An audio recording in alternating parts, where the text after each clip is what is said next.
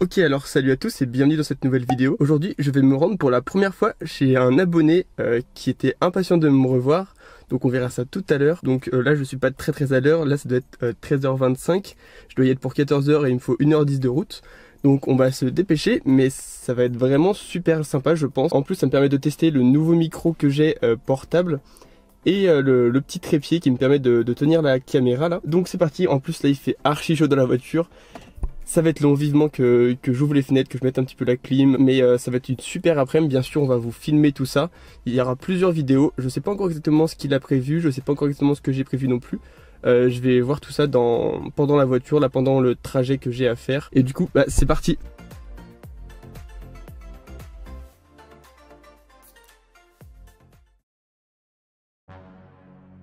Alors nous voici chez l'abonné en question dont je parlais. Salut. Du coup, ce n'est pas vraiment un abonné, c'est Myrmecoant, donc qui possède aussi une chaîne YouTube que je vous conseille d'aller voir. Et du coup, on va voir un petit peu toutes les espèces qu'il possède, les fondations, les colonies, les terrariums qu'il peut posséder et tout, pour voir un peu, sortir un peu de chez moi et des colonies que je possède, parce qu'il possède des colonies différentes. On nourrira aussi un peu ensemble ces différentes fondations et colonies. Il faut bien que j'exploite un peu quand même. Il m'a invité, il a fait 1h30 de route pour venir. Ouais, il faut bien que ce soit rentable quoi. Du coup, on va commencer directement. Allez, vas-y, entre. Alors, on va commencer sur ce premier terrarium là. Du coup, très beau terrarium comme on peut le voir. Hop. Alors, un peu classique comme terrarium, mais toujours son petit effet quoi. Vraiment sympathique. C'est un terrarium qui renferme des Myrmica rubra. Alors que je n'ai jamais montré en vidéo car forcément il faut bien que je garde 2-3 trucs pour moi. Donc, ça fait plaisir. Et ça fait plaisir parce qu'on a une petite exclusivité. Voilà. D'ailleurs, attendez, juste là on peut en voir une. Hop.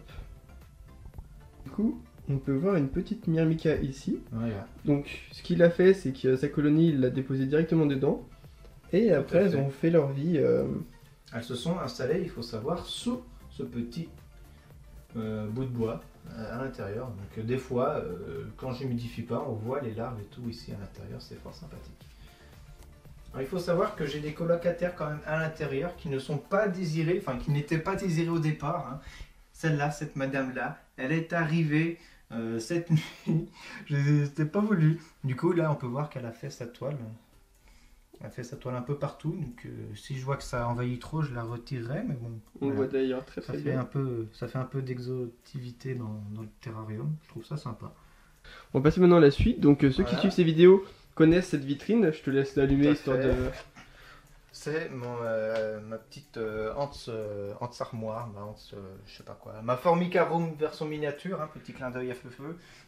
Ce nom-là est un petit peu mieux que l'Ants armoire, j'avoue. C'est ça, c'est ça. Donc voilà, c'est là où j'ai la majorité de mes colonies. Donc j'ai quasiment toutes mes colonies, sauf 2 qui sont dans des terrariums. Donc, si on prend un petit peu plus de temps pour voir tout ça. Voilà mes Campometus miniperda. Alors vous avez de la chance en plus, hein. J'ai pas encore fait de vidéo pour montrer le nouveau setup de cette fondation là. Donc ça va être plutôt pas mal. Vous l'avez en exclusivité, on va dire. Donc un est super sympa que je vais craquer bientôt de Terrafourmi. Donc ce nid est vraiment super sympa et c'est pas mal pour les petites fondations. Moi je pense que j'ai quelques petites fondations encore qui n'ont pas de nid comme ça et je pense craquer très prochainement. Je commence à les voir s'agiter, hop, on va refermer. Parce qu'il faut savoir qu'elle stresse assez souvent, c'est celle-là. Donc là j'ai la Prenolepsis, j'ai oublié, Nitten, voilà. Prenolepsis Nitten, alors c'est difficile à filmer quand on peut pas filmer en gros, mais c'est pas dramatique. Elle fait à peu près 1 cm, pas beaucoup plus. Vraiment magnifique, en vrai elle a une super belle couleur je trouve. Oui, tout à fait, doré, brun, c'est magnifique. Ensuite, il a la même galère que moi sur les Crematogasters cutellaris. Voilà. C'est-à-dire que là vous voyez le nid. Il est vide, je voulais les faire déménager. Et tout se retrouve dans l'aire de chasse. Non, tout se retrouve dans les tubes, voilà. Après, il y en a aussi dans l'air de chasse. Oui, il y en a pas mal dans l'air de chasse. Et aussi tout dans les tubes. Donc on vous mettra des images tout à l'heure. Où tout est dans le tuyau, tout le couvain est dans le tuyau. Donc j'ai après la même galère. Moi, il faut savoir que tout est dans l'air de chasse pour moi. Donc c'est pas forcément beaucoup mieux. Ah oui, c'est sûr, c'est même moins bien. Là, nous avons Une Formica rescapée. Ceux qui ont vu le live multicam, le premier live multicam, en savent quelque chose. Hein. 3 mois d'oubli, donc forcément, ça fait du mal à la fondation. Ça va pas aider. Non, ça n'a vraiment pas aidé. Quelle idée de l'avoir mis au mauvais endroit. Là, c'est mes Tetramorium, c'est ça truc machin chouette là. Donc il faut savoir une espèce très très petite. Voilà, les ouvrières font à peine 1 ou 2 mm. Assez timide aussi, il me semble. Oui, assez timide, mais dès qu'elles vont commencer à se multiplier, ça va être beaucoup moins timide. Là, nous avons de la Formica rufa ou Formica parasite, enfin que j'essaye de faire fonder, mais pour le moment. Donc une espèce très très belle, avec de très belles couleurs. Voilà. Pour le moment, elle ne veut pas fonder. Enfin, je pense pas, je sais pas, parce que j'ai pas vu d'œuf pour le moment. Donc je croise les doigts. Je m'essaie. Hop. Et en dessous. Passons à une très très belle espèce. Pour vous parler un petit peu de cette espèce, elle ressemble à ma Nicoparentis, avec une petite particularité supplémentaire. Donc je vais te laisser. Elles ont le gastre un petit peu doré. Alors, donc si on va bien voir, je pense qu'avec la lumière on va très très bien voir là. Oui. Donc voilà, c'est les Camponotus aberreri. Donc vraiment une espèce que je trouve très très belle. Ça ressemble vraiment à des Nicoparentis, le développement est assez similaire, mais avec comme il disait, l'abdomen doré. Voilà, et la taille de la colonie mature, beaucoup plus petite car ça atteint même pas les 1000 ouvrières, ça atteint 500 ouvrières grand maximum. Chose que je savais pas quand je l'ai prise. Donc j'ai été surpris quand j'ai vu ça, mais en fin de compte c'était 500 c'est déjà pas mal. Oui, c'est déjà pas mal 500, il faut savoir. Tout pour des Camponotus qui sont assez grosses. Tout à fait. Mais c'est pas tout, il reste encore un petit peu de choses à voir. Et voilà la partie un petit peu plus intéressante de ma chambre. Donc là, c'est le terrarium qu'on vient juste de faire. Voilà, juste tous les deux. Donc du coup, ce sera dans une vidéo que vous verrez un petit peu plus tard. Donc qui au final, sans trop spoiler la vidéo, rend plutôt bien. Oui. Vidéo qui sortira dans les prochaines semaines, suivant comment je me débrouille. Voilà. C'est à lui de gérer tout ça. Hein. Il faut savoir que j'ai différents terrariums. Alors il y a 4 terrariums qui sont installés, dont un terrarium avec des fourmis, voire 2 même. Un où il y a une ponérine française, mais j'en ai aucune idée d'où elle est. Je ne sais même pas si elle est encore dedans. Elle est tellement petite que impossible de savoir. Donc dans celui-là, il est censé avoir la ponérine française. Mais bonne question. Bon, tout ce que je sais, c'est que cette plante-là, elle se développe super bien. C'est déjà ça. Ensuite, mon terrarium le plus vieux, il a 2 ans, je crois bien. 2 ans où il y a les Phédol pallidula à l'intérieur. Donc il y a 2 ans, il faut savoir que la végétation n'était pas aussi développée, etc. Les Phédol aussi n'étaient pas aussi développées. Maintenant, elles doivent être à peu près 500 voire 1000. Et ça se développe très très bien à l'intérieur. À côté, on a le terrarium de mes yules, Phistoniolus corallipes ou je sais plus trop quoi. Et bon, celui-là, il faudra que je le refasse. Donc voilà. Là, voilà, comme vous pouvez le voir sur les images,